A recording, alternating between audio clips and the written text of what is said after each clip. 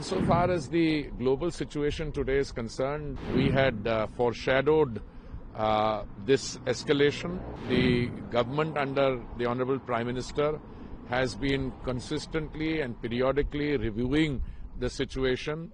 Our companies, the oil marketing companies, have enough stocks, and we will take all necessary measures to ensure that. Insofar as the global situation today is concerned, the escalation of tensions in the Middle East was not entirely unexpected.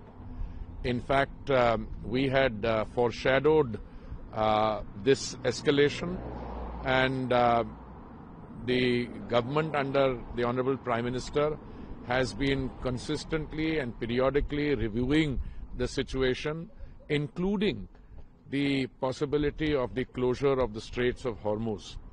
And as I have mentioned earlier, we had diversified the sources of supply, and out of the 5.5 million barrels of crude oil that India consumes daily, about 1.5 and 2 million only come through the Straits of Hormuz. We import roughly 4 million barrels through other routes, and our companies, the oil marketing companies, have enough stocks. Most of them have stocks up to 3 weeks. One of them has, in fact, 25 days stocks. And we are also confident that we can increase the supply of crude through other routes, should the situation so warrant.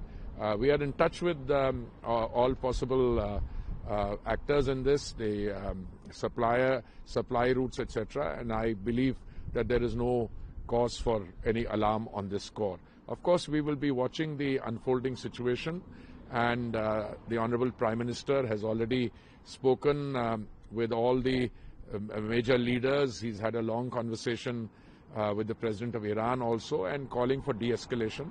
It is our hope, and all of us are expecting that the situation will result in calm and de-escalation rather than further escalation.